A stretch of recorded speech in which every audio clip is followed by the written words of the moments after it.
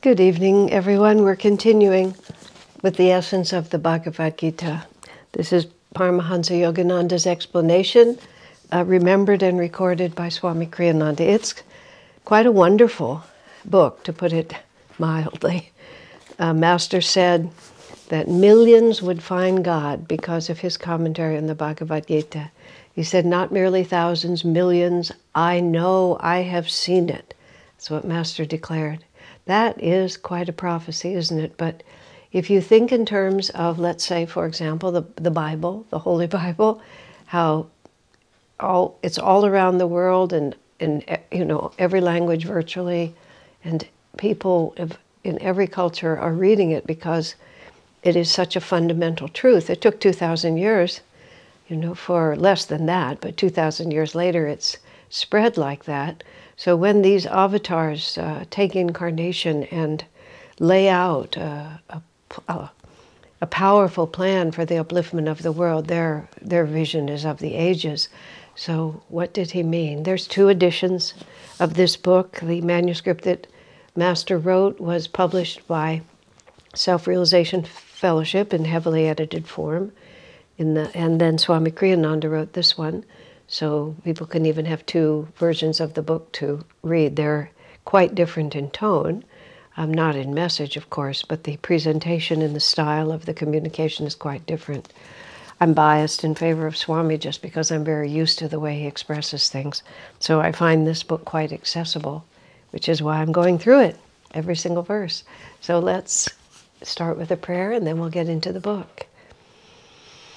Heavenly Father, Divine Mother, friend, beloved God, Jesus Christ, Babaji Krishna, Lahiri Mahashaya, Swami Sri Yukteswar, beloved Guru Paramahansa Yogananda, saints, saints of all religions, dear friend and guide Swami Kriyananda, humbly we bow to you all.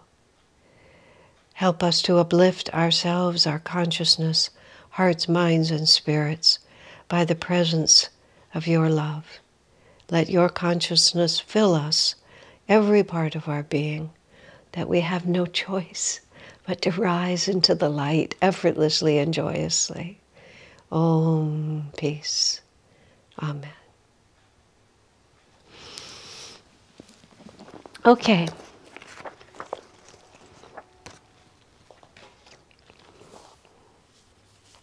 So we are in this section about moderation, and this is chapter 6, verse 16. Excuse me, I have to sneeze. Oh, it seems to have passed. My response to life a lot is to sneeze. I don't know why, but it's the way my body is made. And living here, I often sneeze like almost literally, sometimes 10 times in a row. When I was traveling with Swami Kriyananda in 1982, I went to Europe with him in May. Now I am going to...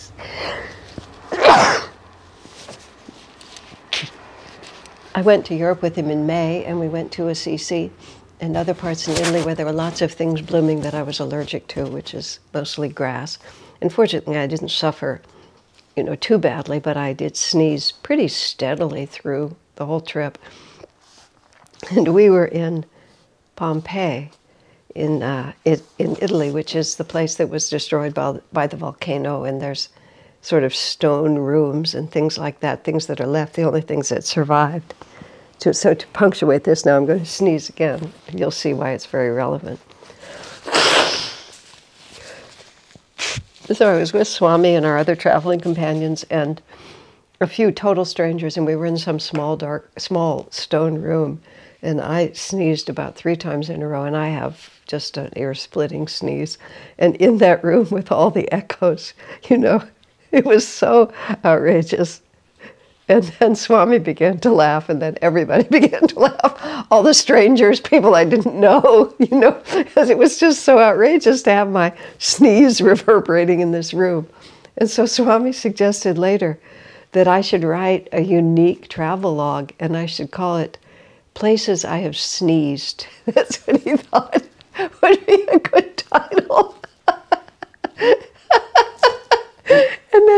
that.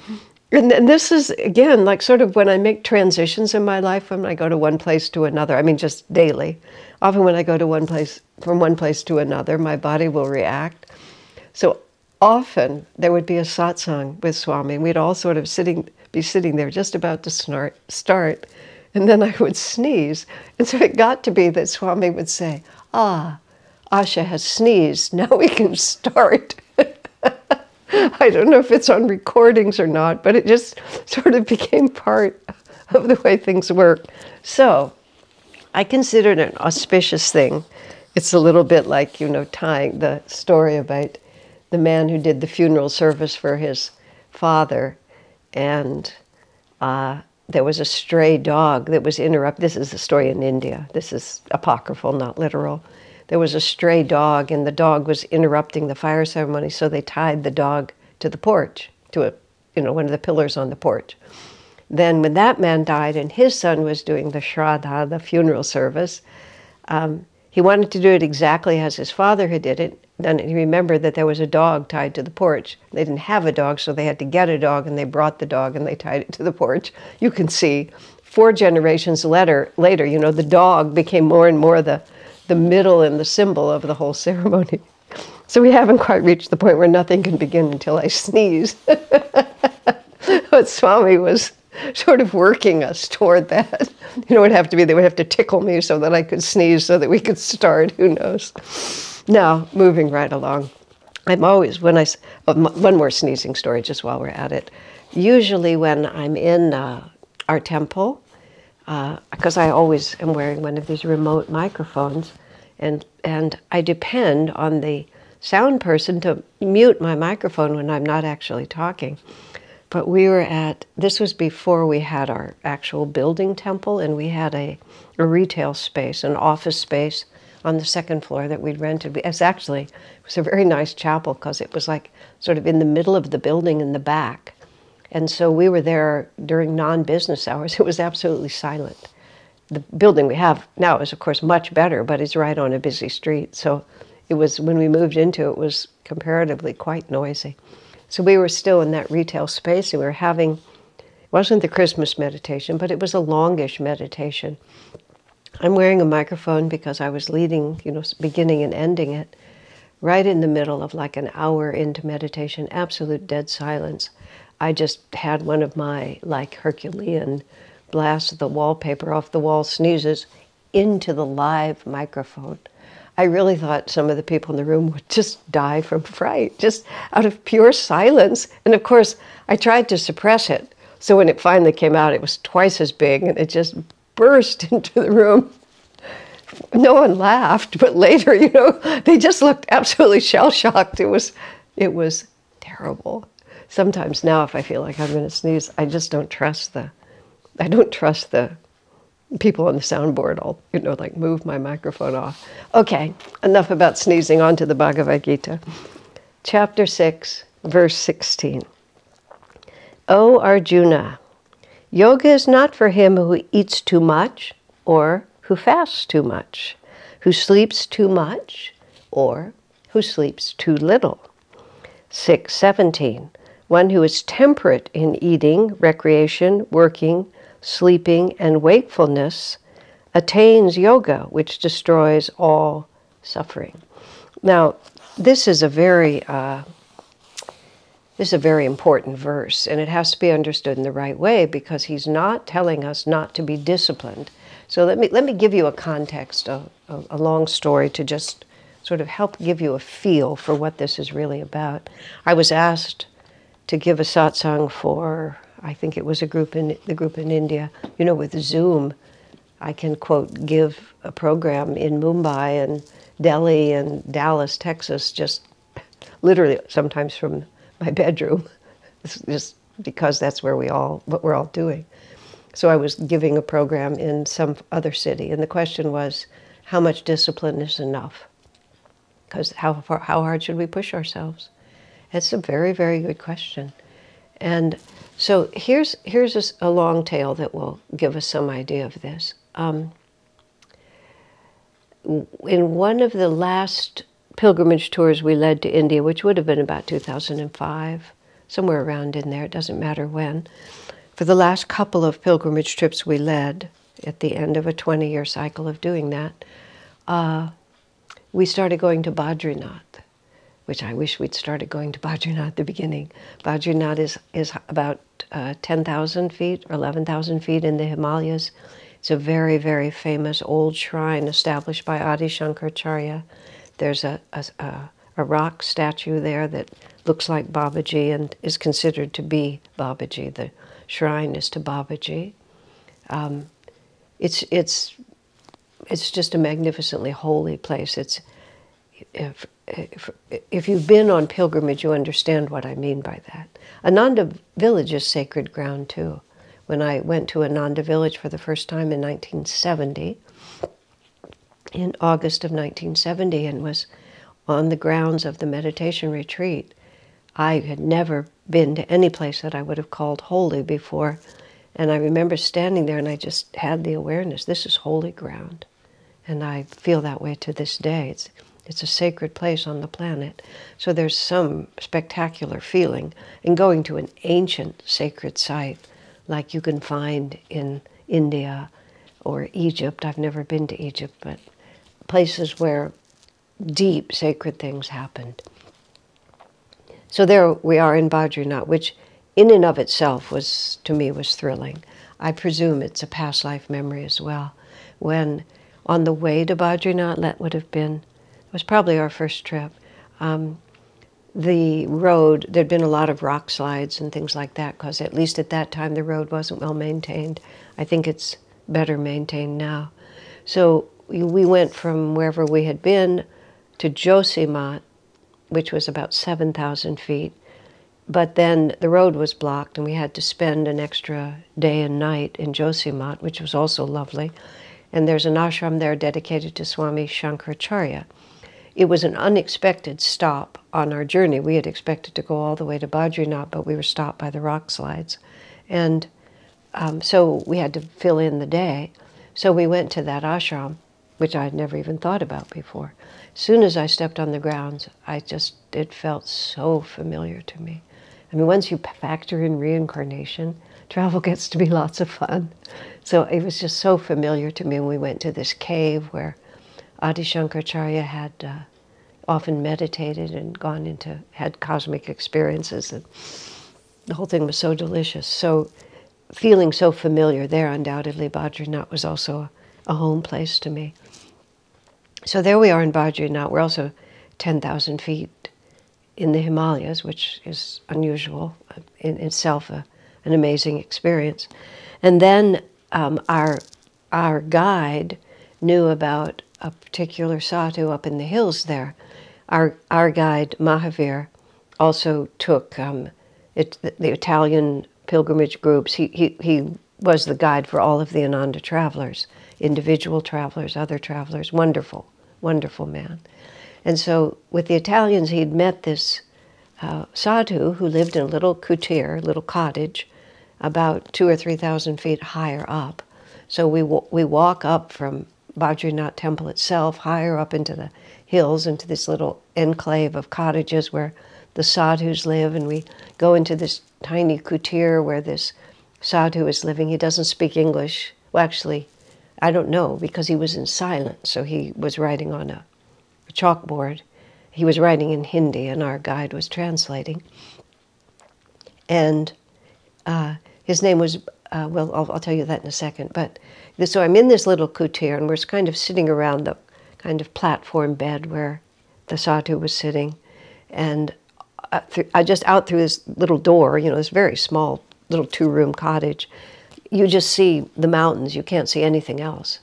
And so once again, I don't know what incarnation I'm in. I'm so transported by the whole experience. And whenever I go into a sadhu's cave or like a small renunciate cell, when I went to somewhere in Greece, I think it was Greece, it doesn't matter, some country that I don't live in, and there was this very austere monastery with these little stone rooms, and I went into one of those rooms and they practically had to pry me out of there because it feels it's very familiar to me.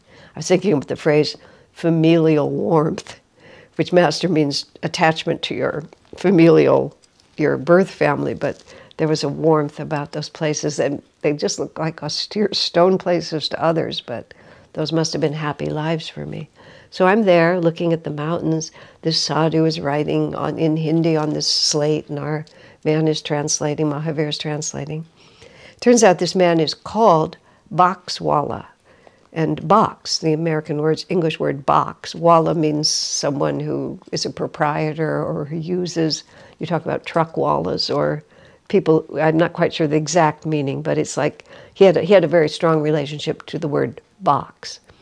The reason was, and in the second room of his little kutir, there was a fairly large metal trunk, pretty good-sized trunk, it would take 2 strong men to carry it. And the whole of Badrinath is in the temple, is so high in the mountains that the snow is much too deep. You can't really winter over there. It's impossible. And the whole temple, the image, the pujas, the priests, everybody moves down to Josimath, and then they reinstall everything for the worst of the winter snows, and they just let everything get buried in snow.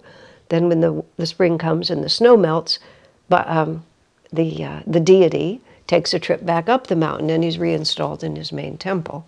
This is just this wonderful flow of energy in these places in India that is just, it's just so, I don't know, it's so familiar to me, I adore it. So all the sadhus who live up in those cottages, they also go down the mountain and don't winter over. But the story is that Boxwala Baba does not leave. Boxwala Baba goes into his box. He closes his metal box, and he goes into a high state of samadhi and just puts his body into suspended animation, which yogis can do. There's stories of people who've been buried underground even for centuries, and when they're brought out, they're still living. They can still animate their bodies again. So Boxwala Baba, during the winter months, no one sees him go anywhere else. He gets into the box, and he gets into the box so that the animals won't eat his body, because the box is impenetrable. I mean, mice and tigers and who knows what. And then he says in his consciousness, he spends the winter months with Babaji. In his astral body, in his spirit. It's all a lot more than I can understand. So that's the first context. So during those years, and that's why I know it was in the later trips, Swami Kriyananda has now moved to India. He moved to India in 2003. And so as part of our pilgrimage journey, at the end of it, we went to visit our own saint, Swami Kriyananda, in his own holy ground, which happened to be this house he had in Gurgaon, India, outside of Delhi. And I'm telling him about Boxwala Baba, whom he's heard about. He's heard about him from others. So he asked me, what did you think? What is your impression of him? Does he seem to be what he purports to be? And Swami wasn't suspicious. He just wanted my impressions. And I told him that it was really impossible for me to tell. I told him I felt, extraordinarily inspired being there. But I couldn't separate the kutir, the mountains, the altitude, and the sadhu. I didn't know where it was coming from. But then I said, but one thing was, he was so casual, Swami. He was just so casual about getting in the box and spending several months in the box and then being off with Babaji until his cottage was habitable again. And, I said the whole thing was just so, far out. But he was just presenting it as if it was perfectly natural. Now, this whole long story is for the way Swami responded. Swami said, well, at a certain point, it is natural.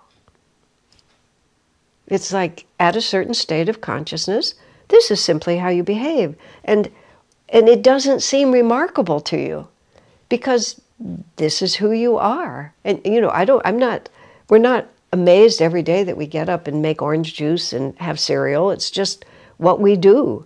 But the fact that we sleep and we wake and we are able to walk and cognize and make cereal, all those things could be just extraordinary. except that we're used to them. They're natural to us now. And as consciousness rises, it becomes, you see, the more our consciousness expands, the more we feel like ourselves. And this is a mistake people make sometimes on the spiritual path, that they think you become something else, where you don't. It's just the seed that is in you begins to sprout. And so as it sprouts, it's just you. Just like a child's body grows, and the body used to be smaller, and now it's older, but it's just my body. And after a while, I just get used to it. This is just the way I am, and it's not remarkable. I loved this woman, a well-known woman. She was a conductor of symphony orchestras, and she won the position of being the conductor of some very prestigious symphony orchestra. I don't know where it was. And so some reporter says to her, "How does it feel to be a woman conductor of such a prestigious orchestra?" She says, "Well, as for conducting this orchestra, I'm absolutely thrilled, and I think it's a fabulous opportunity. As for being a woman, well, I've been one for a long time, and by now I've grown used to it." Which was really one of the really excellent answers. So by now I've grown used to it. So you think it's remarkable, but I'm kind of used to being a woman. So here it is. It doesn't seem like anything special to me. So at a certain point, it just seems natural to you. So that was that whole cycle. Then, because I was in India, I was giving satsangs, and I went to Bangalore, where Haridas and Roma, Nayaswamis, are the leaders of the group there, and they were more. It didn't matter. I'd never been there before, and the group was just getting started, and I was staying with one of the devotees there, and we had a small satsang in the living room of the house, and I'd never met them. They'd never met me. We were having conversation, and I said, when I was 22 years old, I met Swami Kriyananda at Stanford University, as it happened, and I knew immediately that this was my destiny. This is what I'd been waiting for. And it was a little less than a year before I visited Nanda village, and then half a year after that when I moved. So just before I was 24, I left everything I had, just literally sold everything, packed into a car, drove up to Ananda village, moved into a tent. I'd never even been camping. I moved into a tent, and I never looked back. 50 years later, I've never looked back. It was the best decision I ever made. Now, this being India, and the generations, the cultures, the relation of young people to their parents is quite different. So one of the people said, "And what did your parents say about this?" And I said, "It never occurred to me to ask them." And then I just said, "I'm American. That's just the way we operate." And then I had to say, honestly, it wouldn't have mattered. Wouldn't have made any difference what they said, because I knew what I was doing, and I was going to go. And then there's this sort of little tittering, conversation among the people in the room, because it sounded so radical. And then, interestingly, you see, then I thought of what Swami said. Oh, at a certain point, it just seems natural. For me to have just sold everything, moved into this community which was barely existed, to move into a tent without any idea of where I was going to live after that, with no particular source of income, I just did the whole thing. And it never crossed my mind that it wasn't the most sensible, the best, the most wonderful decision I'd ever made. And some people might have thought that that was a pretty radical thing to do, or even courageous and scary, but it didn't seem like any of that. It just, at a certain point, it seemed natural to me. And there you have it. I understood perfectly what Swami said. Now, I can't put my body into a metal box and go off and spend the winter with Babaji. That does not seem natural to me. But many of the things that I've done in my life that might seem radical to others simply seem natural to me.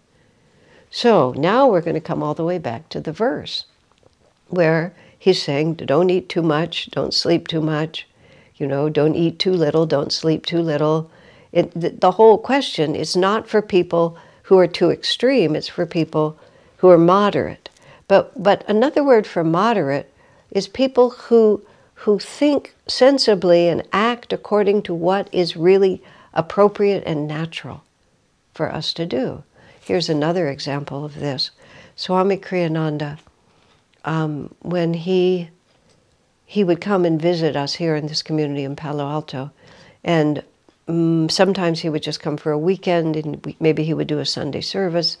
For this particular visit, he came for a number of days, maybe as long as a week, just to give us energy, which was wonderful. So we set up several different satsangs with several smaller groups, so people could have a more connected experience with him, because in our church we would have, well, we except when we had his events inside our own church, we never advertised. We just informed our congregation, because we could hold something around 300 shoulder to shoulder in that church, and 300 people would just come. The last time he was here, we didn't know it would be the last time, but it was the last time. It was September of 2012, and he died in April of 2013. We rented a hall that was just over 1,000, and we advertised that, and then we filled it. Because once we went beyond our group, and interestingly, it was his last public program in America, not merely with us. And just like everybody that had ever really touched in to our Ananda community here came to that satsang. It's like there was this intuitive awareness somewhere that this was their last chance to see Swami. It was very interesting. But now let me see what I was going to say. Oh yes, so for this one, we were having multiple satsangs. And within Ananda, as a bigger entity, we have concentric circles where people who really wish to make deeper and deeper commitments. You can become a disciple, you can be initiated into Kriya, you can become part of what we call the sadhaka order, which is kind of a lay order compared to a monastic order. So, and then we have the Sevaka order, which is a monastic order. Now, people think of monasticism as monks and celibate monks and nuns. Our monastic order is a household order, but it's no less monastic. It's a complete dedication to a life given to God. In my morning broadcast, which you can find on YouTube if you're interested, I did a long series about the Sevaka order and the Sadhaka order, and you can search all that out. So the sadhaka order is for people who don't live in community because they have karma, whether it's family karma, career karma, health karma, psychological karma, art karma, it might be something that requires that they have a degree of self-determination that is, in principle, not so much a part of the monastic community. So it's clear, that's how it works. So we had one satsang for the sadhaka lay order and one satsang for the sevaka monastic order. So sometimes it's always been a little hard to make the distinction between the lay order and the monastic order. And sometimes the lay order people get a little annoyed because they may have been part of us for 30 years and why aren't they monastics and the community, living in the community, and it's a long story. So clearly defining the sadhaka order is an ongoing process. So when Swamiji was giving the satsang, we were on our way over to where the group was waiting for him, and he asked me, "What do you think I should talk about tonight?" I said, "Sir, it would be lovely if you helped people understand what it means to be a sadhaka member." Implied in that was as distinct from a sevaka member or from someone who's not a member of either order. Help them understand what it is to be a sadhaka. So we sit down and we're having this satsang, and Swami starts on this story, which I never heard him, I don't think I ever heard him tell it on any other occasion. I'm not saying he never did, but I don't have any clear memory, or maybe this one obliterated all others. But so he starts talking about when he was expelled from SRF in 1962, when he was 36 years old after 14 years of living as the monk in the monastery, with having surrendered everything to Master and to the monastic life, and living on a small, whatever you allowance, and just the very traditional kind of monastic life, which the Ananda monastic life is not quite so, it doesn't follow that form. And so it's a little, you don't see it quite the same way, but it's an equal commitment. It just looks a little different. But Swami had lived in that particular box. He was expelled. He had to go home to his parents because he was also exiled from everyone that he knew, all his friends from those 14 years in every country. He was exiled from all of them. So he went back to his parents, and he's living in his parents' spare room. And his first intention is that he'll go into seclusion for the rest of his life. But nothing in the universe supported that effort. Every effort he made in that direction was entirely thwarted. And then gradually, by the intercession of the Master, Swami was pushed more and more into a public life. And he finally took up the project of, he was going to found a community, because Master had really wanted communities, and SRF wasn't doing it. So Swami thought it was a worthy pursuit, but he had no money. So he had to earn the money to buy land, to build buildings, to get started. And so he started working and teaching, and his father generously gave Swami the use of one of the cars he owned. And so after a while, Swami was using this car pretty continuously. So his father said, well, I'd like to give you the cars. It was a very generous gift. Swami really needed the car. So Swami said he had no choice except to accept the car, which meant he had to register it in his own name, and it was going to be his possession. There was no way he could not accept it, because he was using it all the time and he needed it. And then he looks out at this group of us. We're just looking at him. Tears begin to run down Swami's face. And this was at a time, in the last years of his life, Swami cried often in public. At that time, he almost never did. He looks at us, tears are running down his face. He said, I was a monk. I had given my life to God. I was a disciple of Master. And I cannot tell you how painful it was to realize I was going to have to own something as valuable as this car.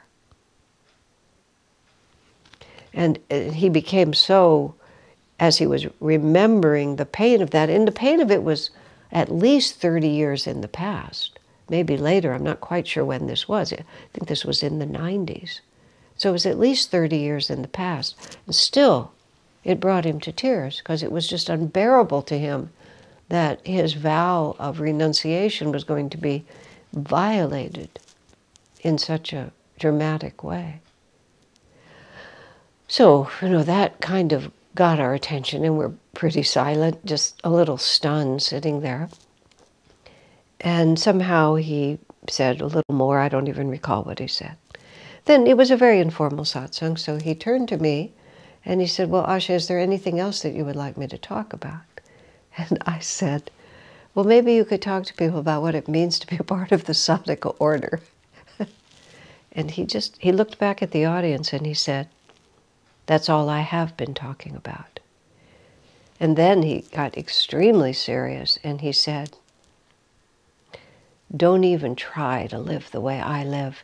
You wouldn't be able to do it, and it wouldn't even be good for you to try.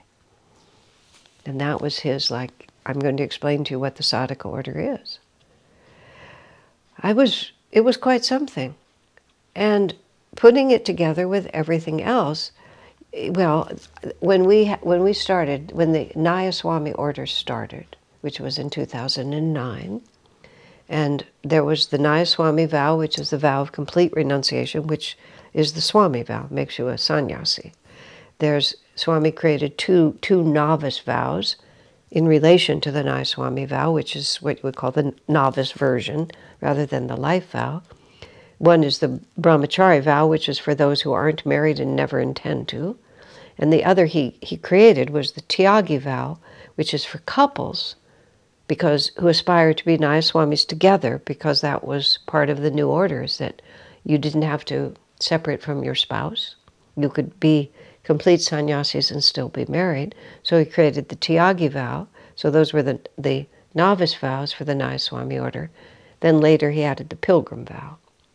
And someone was wanting to take a vow, and they wanted to take the Nayaswami vow, which was entirely unsuitable.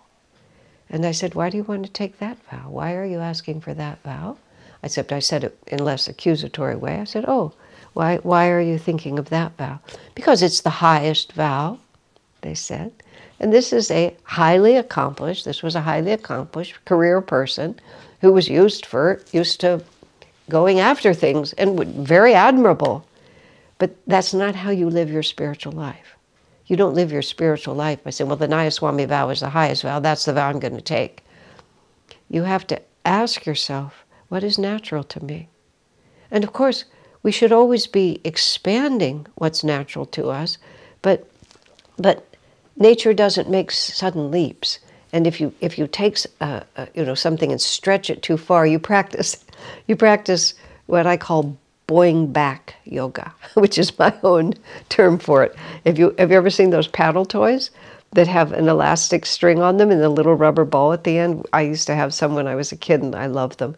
You'd whack it, and you'd whack it really hard, and it would like a bungee cord, except it was just a little paddle with a rubber ball. It would go way out, but no matter how hard far out it would go, it would always boing back because it was tethered.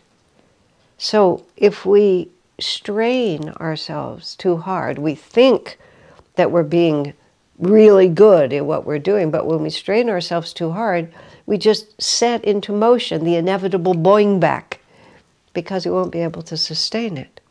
So, and when we push too hard and can't sustain it, we actually lose ground.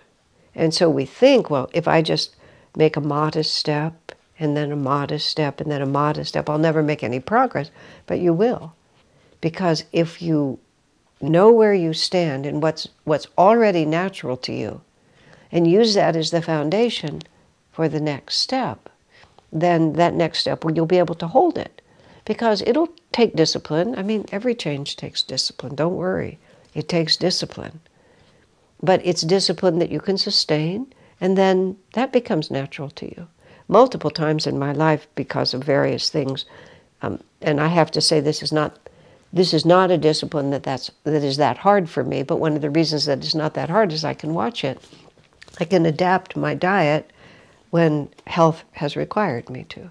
When I was very young, like in my 20s, my entire diet consisted of milk fats in various forms: sour cream, brie cheese, whipped cream. I just loved all those foods. Everything was whole milk and rich, thick, wonderful.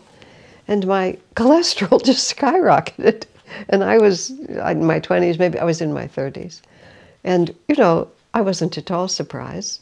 So I went home and I took all that out of my diet. And shortly after, my cholesterol went to a reasonable level.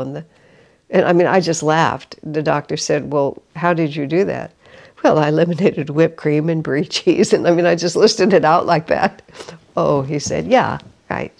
But even though it appeared radical on one level, it was still natural to me. I could just do it. So I just did it. I never looked back.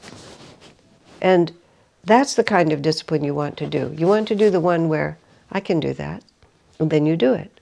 And what that also builds up in your consciousness, it builds up in your consciousness the idea that you can discipline yourself. See, the other thing that happens when you try too hard and fail is that you begin to get a self-concept that I can never keep my resolutions, I can never really do what I set out to do. And you begin to think of yourself as someone who can't do it. And that's much worse. That's much worse than any of the things that you're trying to overcome. Because if you lose heart, if you lose confidence in your own ability to progress, that undermines you much more. So you also want to choose those steps where you can be victorious, and then you can build victory after victory after victory after victory. And then you look back and realize that you've totally transformed your life. But there was no one big dramatic gesture. It was just a steady increase. And, Swami answered the question, how much discipline is enough discipline? He said, that which you can do with joy, is how he put it. Now, you have to understand that pleasure and joy are not exactly the same thing. Ease and pleasure is not the same as joy. So it doesn't mean that it's effortlessly easy for you, but the effort is joyful. Think of it like someone who's a serious athlete. One of my close friends before I was 20, was a very high-level, world-class athlete, actually. And he was a world-class athlete because it was the most important thing to him. And he made countless choices that were all focused toward his discipline, and he just did it every day. And that's just what he did. But he loved it. It was worth it to him. And so, yes, he would miss out on this, and he would miss out on that, and some days he would rather not. But the joy level was underneath it, not the pleasure and the ease, but the joy level was underneath it, because he had a goal, and he knew that if he persevered, he would reach it, which he did. And, he just was able to steadily, and that's very, very joyful. It may take discipline in the moment, but it's for a cause. You're devoted to a cause, and therefore you do it because you love your cause. So that's what is also meant by not being too extreme. That's why it's not of value to be too extreme. And the other reason is simply you become preoccupied, not with God and Guru, but with whatever austerity you're doing, and your actual attention slips from the goal. And also there's one more, you can become arrogant about it. You can become really proud of what you're doing. Lots of good reasons.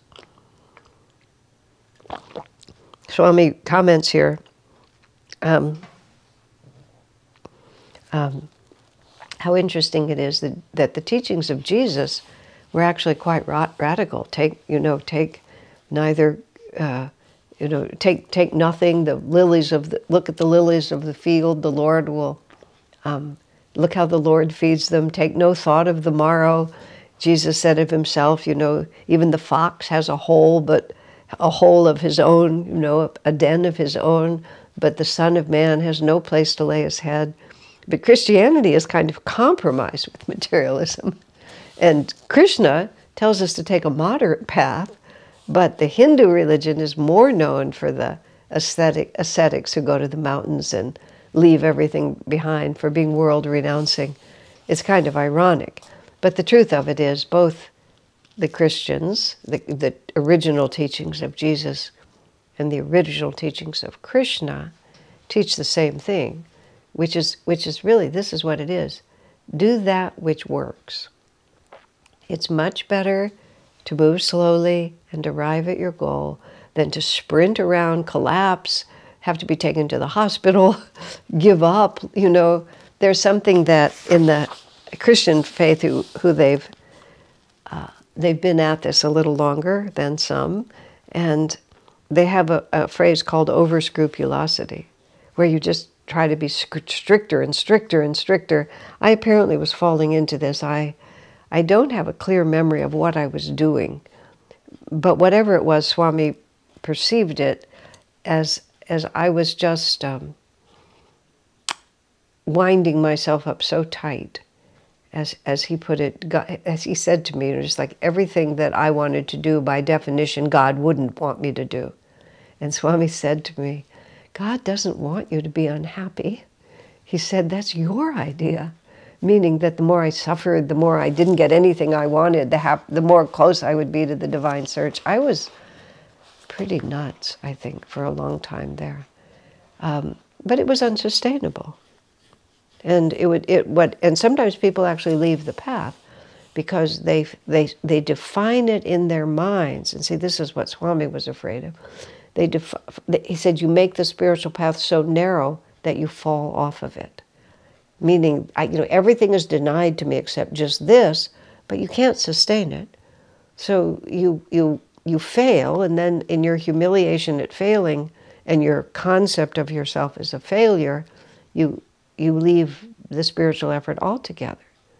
Whereas if you're just practical, Practical in your idealism is how Master put it. Just be practical in what you do, and make sure that everything you do relates to what is natural to you. And that's why Swami said, don't even try to live the way I live. First of all, you couldn't do it. And then he adds, and it wouldn't even be good for you to try. And that's the most interesting part, because you think, well, of course it would be good for me to try. It's the highest vow, I'm going to do it. No, actually, it wouldn't be good for you to try, because spirituality is not something you put on. It's not something that I earn, like one more diploma or something like that. Spirituality is literally a seed, and it sprouts, and it grows, and you can't force it. It has to grow in its own way. I have a friend of mine. How do we say it? You know, people, you buy these blooming orchids in the markets, and they're beautiful, and from time to time people will buy them as a present for me or for someone. And so, but once the blooms are gone, I learned from a friend of mine, the plants are set up in such a way that they're not properly potted to be able to bloom again. But he knows how to do it. So he took several of these that were past, and he's given them back to me. And now I'm watching the blooms grow. And they're right above my kitchen sink. So every time I wash dishes, I get to see where they are. And they're growing. And now I have a little branch with quite a few blooms on it, and they're getting bigger and bigger. And I have no idea what they'll look like, because I've never seen this plant blossom. Or I don't remember if it was ever mine, it blossoming. But there's no way that those blossoms can be forced. They just are going to take their time. Why would it be different with me? We are God's little plants in a very real sense. And we have to provide the right conditions. And if we provide the right conditions of devotion and service and meditation and self-study and all of the conditions, and we just keep following them, then the plant will grow. And then you see, then it's natural, because it's really grown from the inside of who I am. I've become this. I haven't just said, this is what I'm supposed to do, so this is what I will do, and it just doesn't work. And that's what God is asking about it for us. And Swami actually just says, moderation means as much as you can sustain for a long time every day and still be happy, and not begin to think that the path is just a miserable story of deprivation that nobody in their right mind would follow. He says too much strain. He says, well, he's talking about monasteries where everything gets defined by the rules, and you just follow this certain pattern. When I lived 10 years, my first 10 years at Ananda, I lived in the monastic section with a group of wonderful women. And but our monastic life was not like Catholic monastic life. We were building Ananda, and our renunciation gave us the freedom to devote ourselves to building that community. That community was built by a core group of renunciates who had no family obligation, no children. Later, most of those renunciates married, at least married, and some had children. But for that first 10 years, there was this huge monastic core. But we were totally involved in the building of the community, so that we meditated together on a regular basis, but there was no predictable regularity to our lives at all, because everything was in flux constantly. It was it was marvelous. When I was talking to Swami about reincarnation once, and just about the compelling force of reincarnation, and he said to me, what compels us to reincarnate is longing and regret. And my first response was, well, Swami, I could go back and relive those first 10 years at Ananda in a heartbeat. I said it was heaven on earth. It was so much fun. And he smiled and he said, oh, that's different, because the fun of it was the fun of expanding presence of God. It was what you would call a desireless desire, because the fulfillment of that desire frees us from all desires. And that's why the desire for God is of a different order than the desire for a new car or whatever it is that you want in this world. Because you're desiring that which dissolves all desires. But living in that monastery at that time, I was so surprised to find myself in monastic life. I loved it, and it was very, very natural to me. But I had nothing in my previous life as a young Jewish woman had ever prepared me for the thought that I would end up there. So it was sort of fun, and I contemplated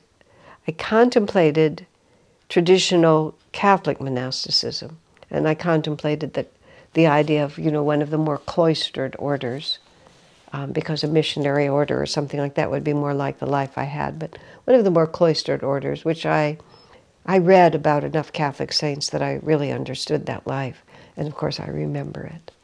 And I don't mean that I literally remember it, but I remember it. It's a samskar. It's an impression on my consciousness. And I read about Saint Teresa of Avila, who set up these cloistered monasteries with a very predictable routine.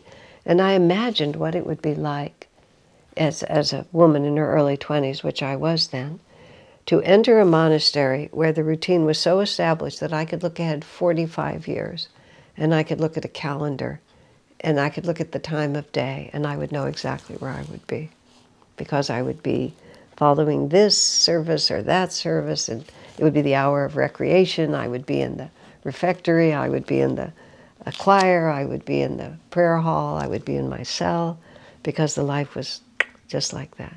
And on one hand, I had totally mixed feelings about it. On one hand, I thought, oh my gosh, what freedom. Just incredible freedom. You see, that's because this life is natural to me. What freedom to just have no necessity to do anything but just think of God. Because it would be in front of me. I could just, and great saints are created through such a system. But Swami said, and this was where I wanted to get to, he said, with too many rules, that especially they tend to become excessively rigid because the nature of rules is to want to enforce them, and they lose any hint, and this is the word, of the spontaneous creativity that is essential for spirits who seek self-expansion. Isn't that interesting? If there's too many rules, you lose the spontaneous creativity that is so essential for spirits who seek self-expansion.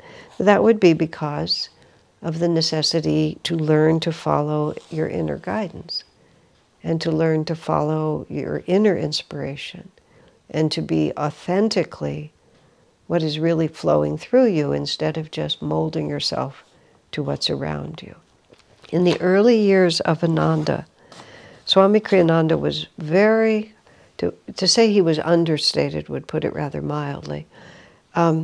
He never asserted his leadership.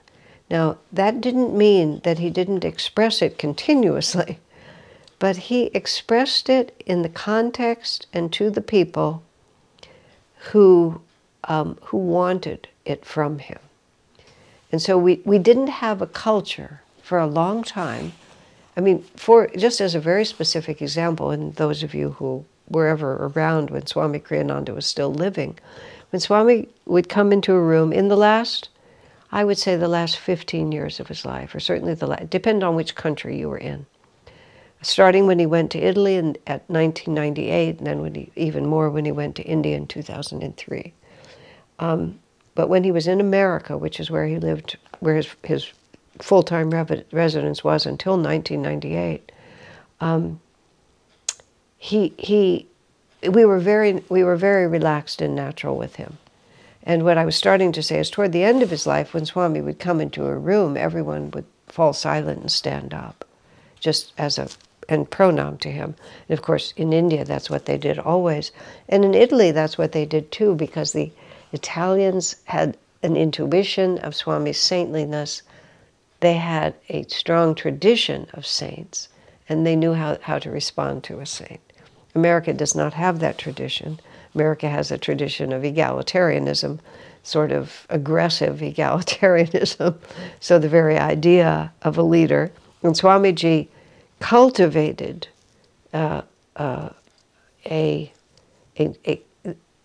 cultivated an atmosphere of treating him in a very natural way, without hardly any of the accoutrements that were perfectly justified in his position as the leader of the ashram and the only direct disciple among us. But literally, you had to figure out, you had to intuit what was really going on at Ananda in terms of the power that was emanating from Swami. And I remember this woman, she'd been there a couple of years, and she came up to me and she said, I think everything that's going on here is emanating from Swami Kriyananda. I said, yes, but don't tell anyone. What I meant by that was, don't try to persuade anyone. If somebody else perceives it, good for them. So what that meant was that if you had reverence for Swami, it was because it grew from inside of you like that seed. It wasn't that you looked around and saw how you were supposed to behave and then started behaving like that. And I had that relationship with him from the first minute I saw him. That was just the way I was. And so I watched this whole thing develop. But when it became the culture of Ananda to have reverence for Swami, on one hand, of course, I was very happy for that. But on the other hand, I was a little sorry for it. Because now it wasn't a creative discovery. It was you looked around and this is how you were supposed to behave. Now, of course, that experience could then also come to you and that you could know it was your own. But just, you know, it's just interesting how these different things work. It was when I wrote the book Light Bearer, which is about my years with Swami Kriyananda.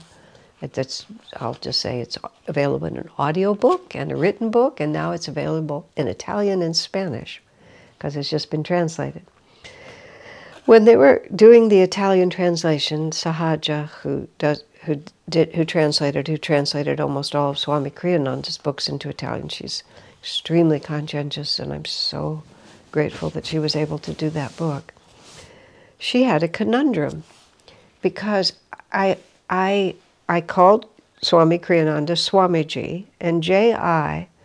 is a suffix added to the end of a name, and it connotes respect, but also a kind of affectionate respect. It's not quite a nickname, but it also connotes affection. People would call me Asha ji, for example. I was in Israel, which has nothing to do with India. I mean, and our guide, I became quite fond of him, and I just started calling him, his name was Rami, I started calling him Rami ji. And he sort of finally said, you know, what? What are you saying? But I was grateful to him, and I felt close to him, and I just started doing that. And it was affectionate also. It wasn't reverential, it was just affectionate. So Swamiji is both very respectful and also affectionate. But I also always called him sir. You know, it was just, I couldn't help myself, I just did. I would, you know, yes sir, I'd be happy to do it. Excuse me sir, can we do this? So in the course of that book, that's how it was. Swamiji and sir were often together. Now, in Italian, you express respect by the verb tense that you use. And so she was explaining, I don't speak Italian, but this is true of a lot of languages. English is an exception. So when you're being formal with someone, you use a certain verb tense, and when you're being intimate with someone, you use a different one. And so she said, well, if you call him sir, then we have to use this formal thing. I said, but I wasn't formal with Swami.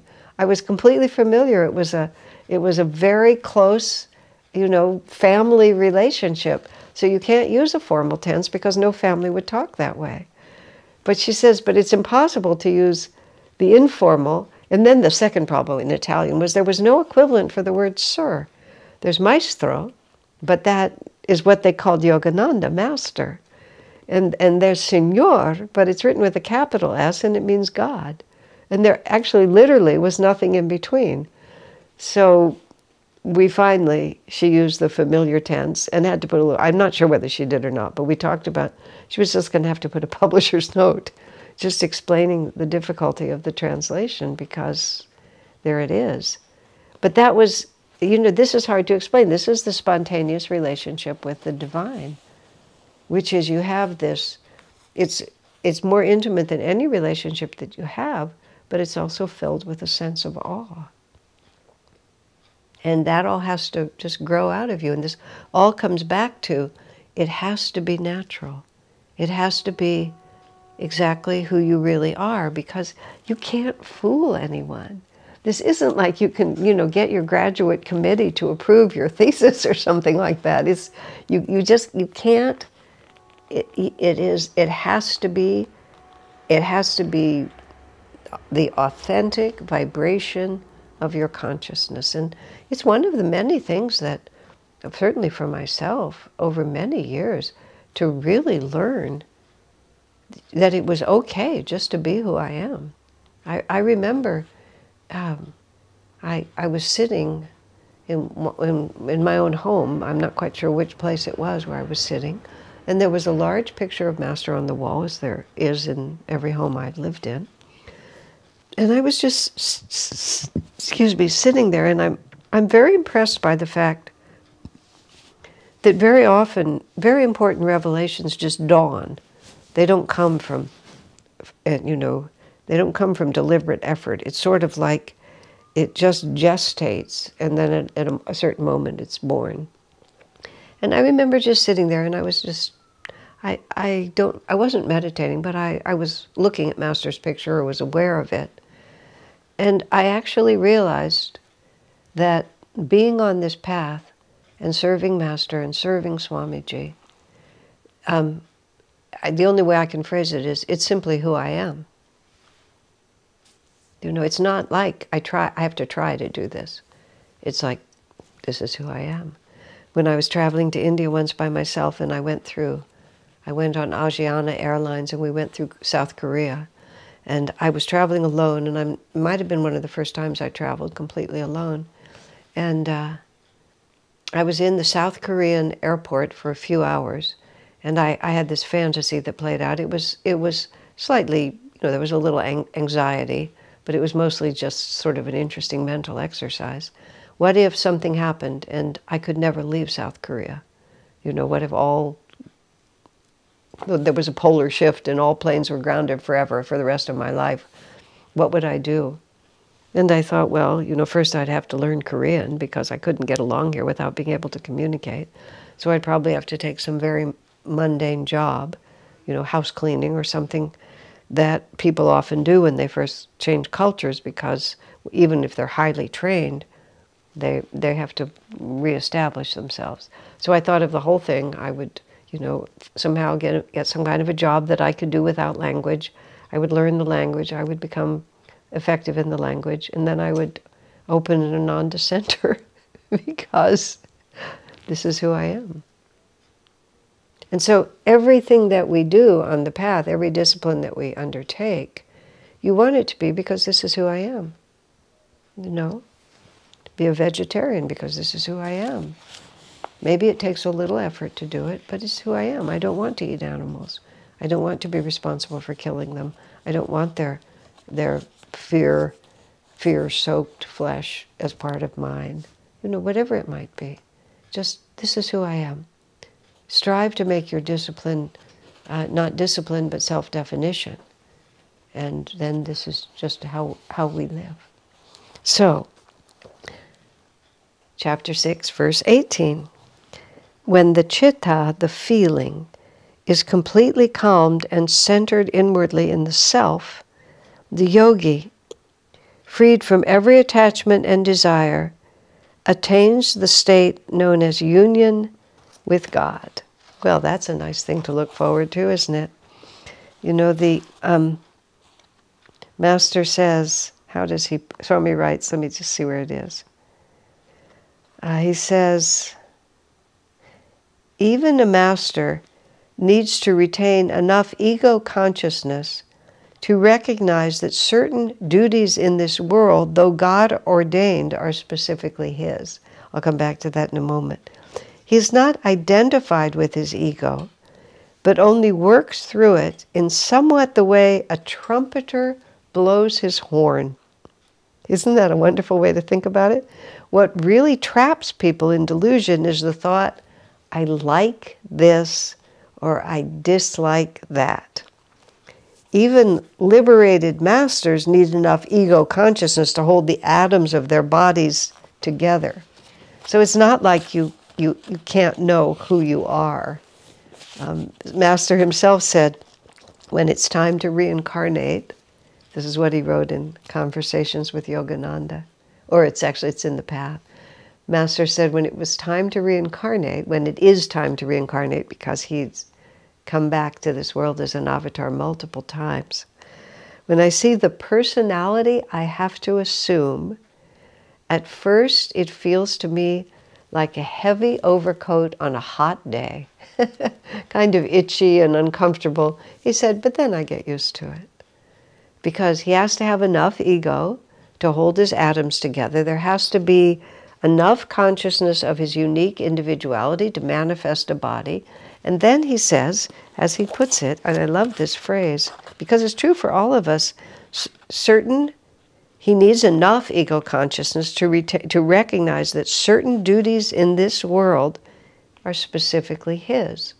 He adds in there, though God ordained, but all of our duties are God ordained. They're God ordained in the sense that they're given to us because they are the necessary experiences we have to go through in order to gradually resolve our karma. And they belong to us, and we have to embrace them and carry them forward in such a way that they will lead us to liberation. And what binds us is not the responsibility. What binds us is the likes and dislikes that come with it. And that's what chitta is. Chitta is the feeling aspect of consciousness centered in the heart, and it's the heart where the likes and dislikes develop. I want this, I don't want that. I'm attracted to this, I'm repelled by that.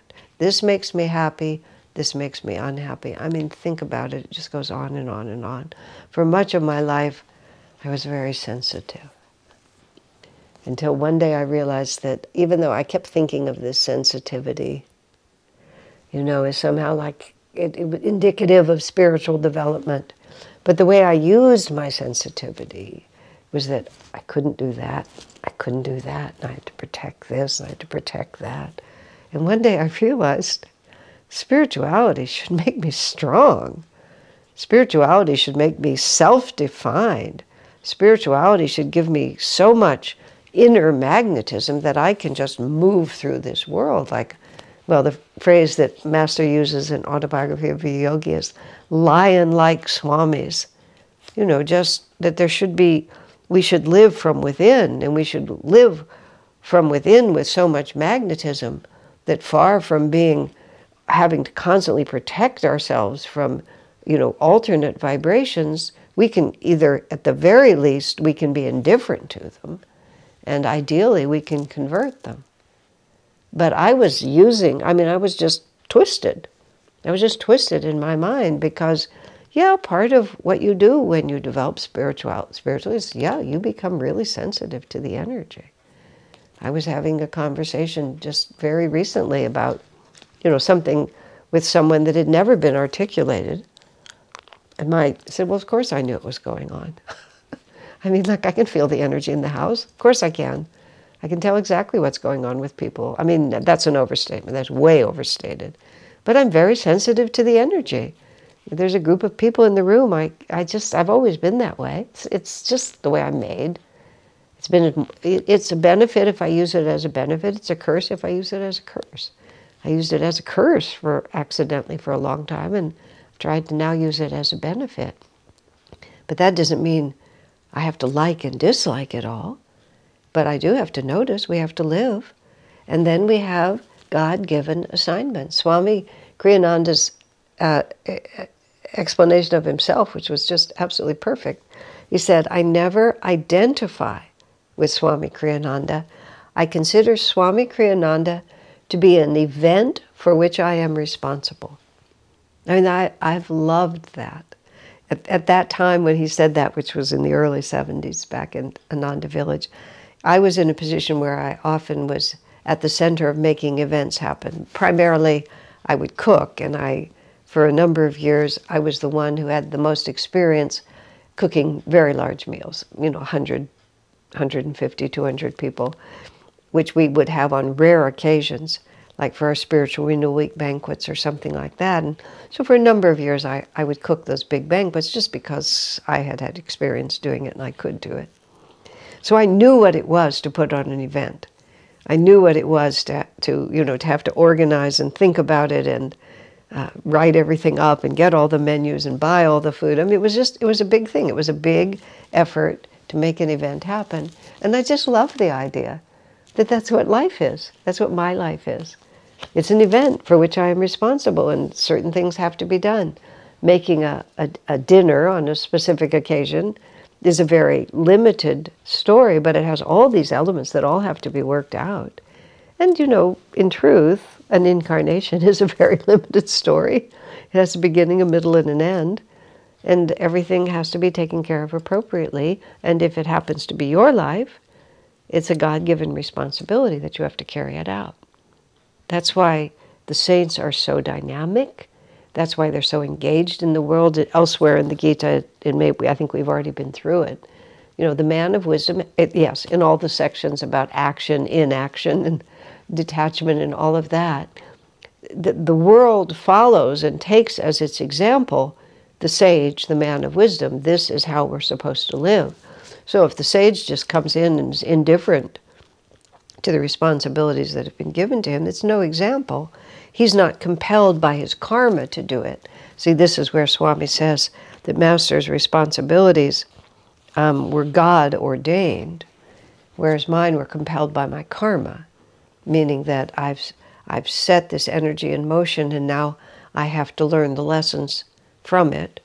And that's God ordained too, but what Swami was trying to put there was that he has no karma of his own. The way Jesus put it was, he was born without sin. Sin means ignorance. Ignorance means karma.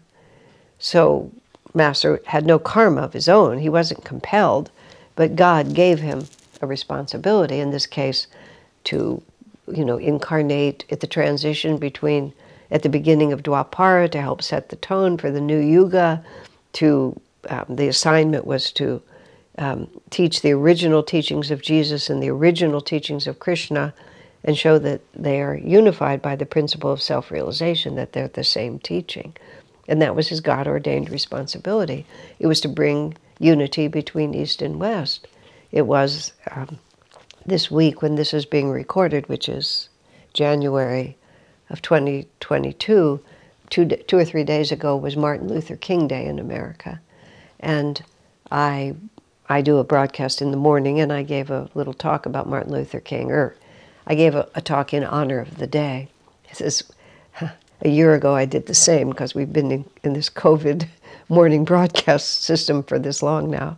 And this time I got the chapter from page 293, I believe it is, of the original edition of Autobiography, the paragraph, where it says, Jesus and Babaji working together have planned the technique of salvation for this age, that they are very concerned about racial hatred, religious sectarianism,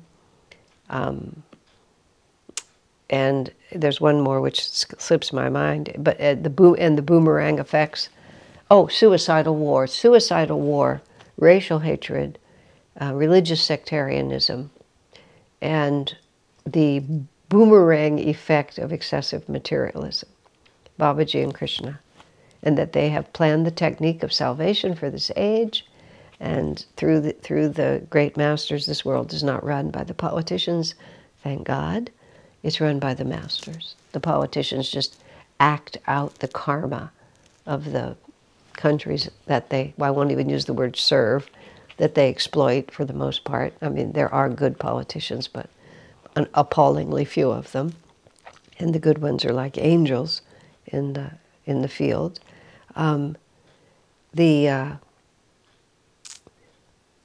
But all of that is the God-ordained responsibility that they have to carry out.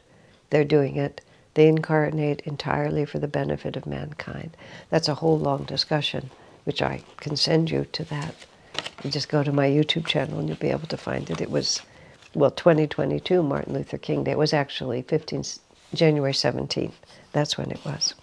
So the bondage comes from I like this and I don't like that. And then we always have to be fighting the world around us. Swami suggests, quite simply, that we really have to start by accepting what is. Now, when you accept what is, that doesn't mean that you surrender to it and never make an effort to transform the reality around you to a higher octave. That's, generally speaking, what the God-ordained karma has been given to us, is that we have to learn to use our creative initiative, learn to develop enough willpower, discipline, focus, concentration, in other words, self-mastery, to be able to express our God-inspired destiny in this world. Let me just find what I was wanting to say there. Give me a moment. Oh, yes. I mean, you think of this as an example. Let's say one has the unfortunate karma to be in some kind of an accident, your leg gets severed. A young friend of mine, he was probably hardly 20, and he was riding a motorcycle, and he was riding a motorcycle not in a reckless manner. He was not far from his home, and some poor driver, some poor woman, just leaned down to do something and took her eyes off the road, reached down for something, took her eyes off the road, drifted across the lane, and just sheared his leg right off of him. So there he is. He's not 20 years old and his leg is gone. I mean, that's pretty wild. He came from a very strong family and he was a very strong man. In fact, he went on to the Paralympics and became an outstanding gold medalist in the various events that he entered. But first, he had to accept that he'd lost his leg. And that's a pretty dramatic thing to have happen, especially if you're a young man. It's like he didn't have a leg. And he could like it or dislike it. It really didn't make any difference. He just didn't have a leg. But to accept it was not to just stay in bed forever as an invalid. Oh, I can't walk, I can't walk, I can't walk. It was to say, okay, I only have one leg. So what's going to happen now? And actually, to be fair, I'm not sure if they saved his knee. I think when they actually had to amputate, I think he only lost the lower part of his leg. Because I think when they were about to amputate, because he was an athlete already, he asked if they could please save his knee, because he knew it would make a huge difference in his future life. But still, he'd lost his foot and his lower leg. And yes, because he was on the motorcycle like that, and so that's how she hit him. But if he had pretended he still had two legs, he couldn't have gone forward. He had to enter the physical therapy, he had to accept the prosthesis, all these steps. So we have to be able to not be afraid to accept what is. This is what's happening. And then it doesn't matter whether we like it or not. We might have those feelings, but they're what we call interesting but not relevant. I mean, it may be how I feel. You can't pretend if you feel it, that's how you feel. But once you've acknowledged how you feel, once you've expressed it, once you've accepted how you feel, then you have to say, but this is the reality that I'm working with. What can I do from here? And that's where real freedom comes from. Because this world is totally out of our control. It's just like so many things happen. I mean, I'm talking about this man losing his leg, but people lose their jobs, people die, war, pestilence, revolution, You look at what's going on in the world right now, just people who lived a decade ago in, relatively stable countries and had relatively stable lives and economies, just everything can be so just blown up just in a moment. A friend of mine, I mean, I don't know the woman personally, but she had a personal friend in Afghanistan, and the woman was a university professor. And very recently, as we all know, everything turned over in Afghanistan in that very repressive regime, especially that regime very hostile to women, just suddenly had power. So there she was with her life, and it was all there, and then very suddenly it wasn't. And she had, this one woman had many friends outside of that country who have been working assiduously for many months and finally managed to arrange, everything that you had to put in place to get her to another university in another country. But there it was, just like that. Now, that doesn't mean you don't have any discrimination. It's not that you're supposed to say, oh, how wonderful. This terrible repressive regime has come in to destroy this country and my whole life and career is ruined just because of my gender. You don't have to say, oh yeah, that's just wonderful. No, it's not wonderful. It's awful. You can still discriminate against it, but it is what's happening. You see, when you accept it, you're not saying that it's good. It may not be good at all. It may be horrid, but it's happening. So given what's happening, how can I go forward? And if we are just too bound by what we want, what we don't want, often we have a very hard time just settling in and dealing with it. And that's also what binds us, longing and regret, all these opposites. I want, I don't want, I want, I don't want, I want, I don't want. It's just, it makes our lives miserable. And it's the heart of the spiritual path, which is why it's written right here in the Gita, when the chitta feeling is completely calmed and centered inwardly in the self, which is when one is aware of the overarching reality of the divine behind everything that happens. He's freed from attachment and desire. He attains the state known as union with God. It's the likes and dislikes of the heart that keep us bound. The definition of yoga, which is union, is yogas chitta vritti nirod. Yoga is the neutralization of the waves of feeling of likes and dislikes. But when feeling is calm, it's far more powerful. What dissipates it is all of this I want, I don't want, like attachments, desires, I want it this way, I want it that way. No, let's just find out what is. Then let's calmly assess what would be best, what would be most in harmony with the divine will, what would be most uplifting. See, to accept is not to say, oh, well, this is what has to happen. No, it just says this is our starting point for change.